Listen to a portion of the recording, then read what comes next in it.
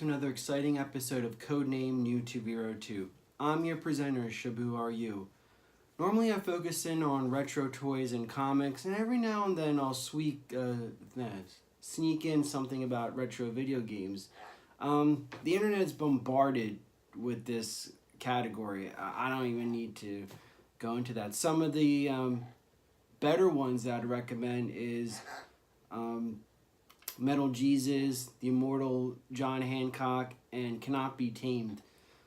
But I wanted to just give, people that follow my channel and retro toys, talk about the DreamCast. And I think it's one of the few systems that holds up even today. And it's like a tweener system. Like a lot of us GenXers, it was like at the tail end, and then millennials. So a lot of millennials have that sentimental attachment, where a lot of us Gen Xers are like, that was it. Just like the PS2, it's kind of like, all right, then we were going off to high school or what have you, or college for some. So it was like those tweener systems. I remember the Dreamcast because it was one of the few things that my little brother and I did together. And, I actively got games or whatever just to appease him and to play with him. There's like a 9-year difference between me and my brother.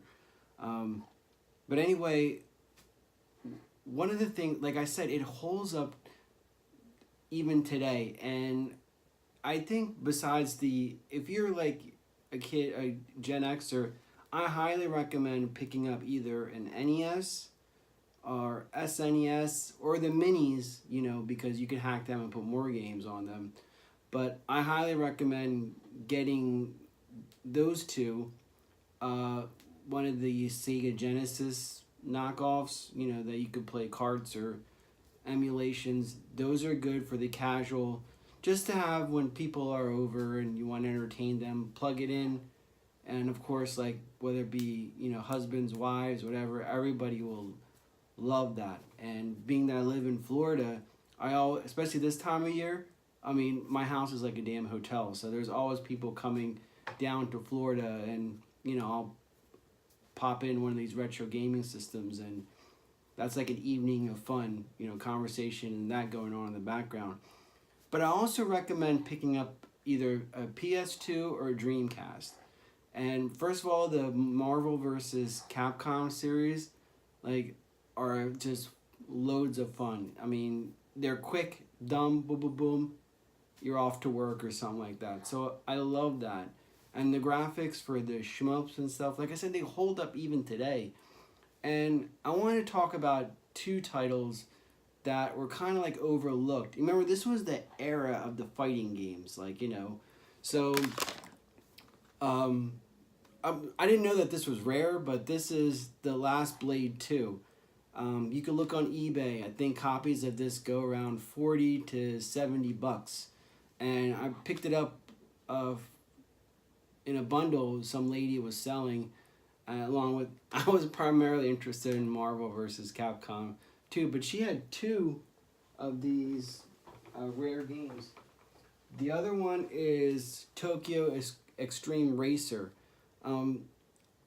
This is a little disappointing, especially if you're a Gran Turismo fan, and it's fun, but it loses its appeal. The feel of the cars and driving is not up to par, especially if you played Gran Turismo. But nonetheless, this is actually another rare game that's, above $30 that I had no idea about. But I want to talk primarily about The Last Blade 2. I like it in the sense that you're using swords. And at the time, it was always like, with Street Fighter and everything, you're using your hands. So adding the element of swords and staffs was first introduced, I think, in Samurai Showdown.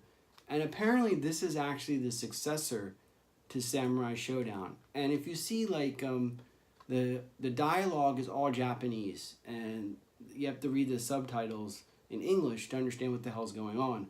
And the whole, fighting sequence and stuff, it's, so cockamamie and weird. it's entertaining in that sense. So that's what makes it interesting. So I'm just gonna pop this in, do a little bit of you know, screenshots while I'm playing, just to give you a feel. And again, my setup in the retro room, which is different than outside, is I do everything on the Sony Vega, the old classic Vega 19-20-inch, and I have the PS2, the Genesis, DreamCast, and a spare Xbox 360 going to this particular TV. So outside is more elaborate settings, but this is basically in the retro room. So we're going to begin. I'm just going to show you some, you know, as I'm playing, just quick. And once again, I really do recommend people like us Gen Xers to look at, you know, the Dreamcast. I saw like in some videos, people were buying like just unopened packs of their memory cards are still out there. I mean, I have like I still have the box for the controller. This is a Best Buy one, open item, but still in the box. And I think this RF switch has never been opened. I mean, who the hell uses an RF adapter? I don't know, but it's kind of cool to have like an unused Sega Dreamcast box. But a lot of these things are out there in the wild, so it's amazing if you just look. I really think this is such a good system to pick up and have fun with.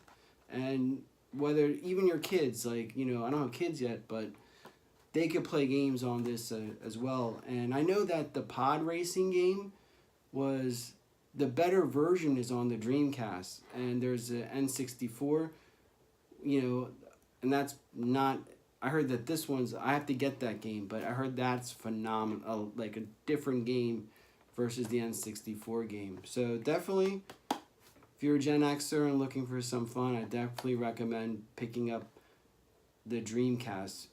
And I know a lot of people have documented why it failed. And if you look at a retrospective, it should not have, because of the capabilities of it. You could burn games. That's another thing about the Dreamcast.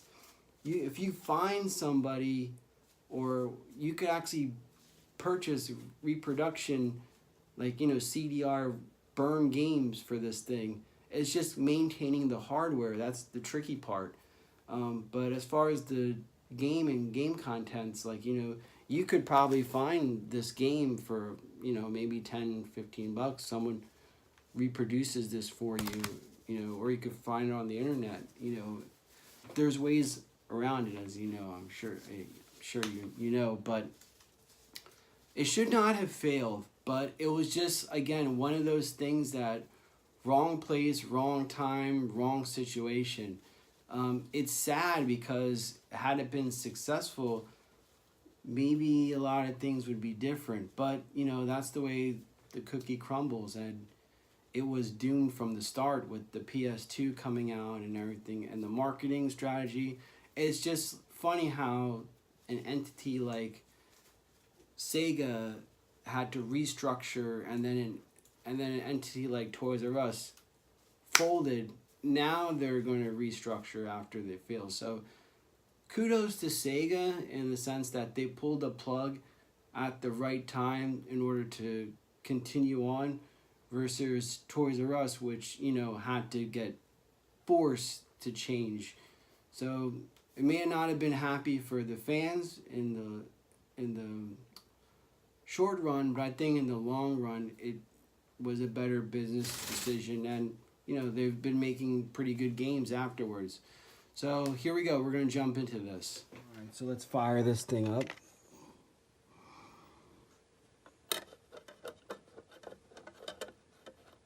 There we go. The other thing is how noisy this system is. That's good. I mean, that means that it's working, and that's the way it was back in the day. But it's one of the loudest systems, I think, that was ever created. Look at that. That's like music.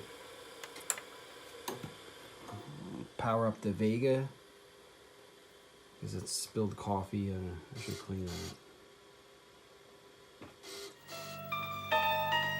Here's the intro.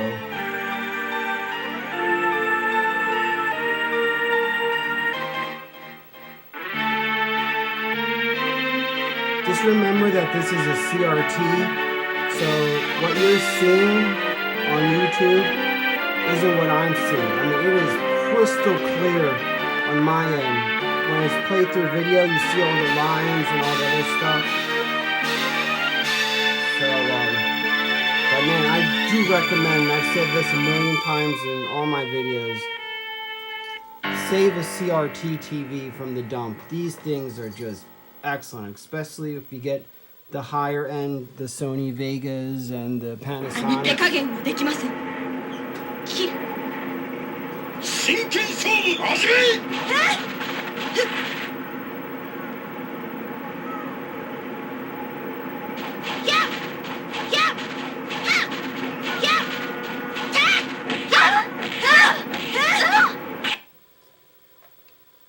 That's the demo.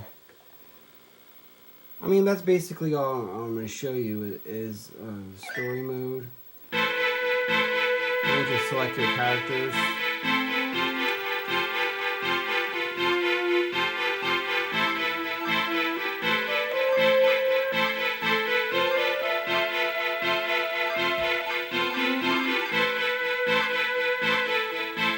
I don't know why I like this dude.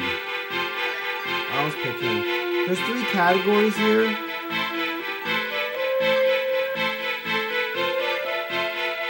Like speed, because I'm a short, fast guy, so it helped me in football, so why not do it?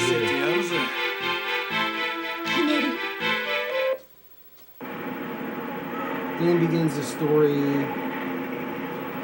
I mean, it's just basically like the arcade setup deck, because this was originally launched for the arcade. Since I only have one hand, I'm just going to stop it right here. So basically, I just want to give a little sense of a feel. Like, the pictures, I wish it came across a little bit better, but that's what you get when you get a CRT TV. I mean, it holds up today. The quality is excellent. The games are excellent.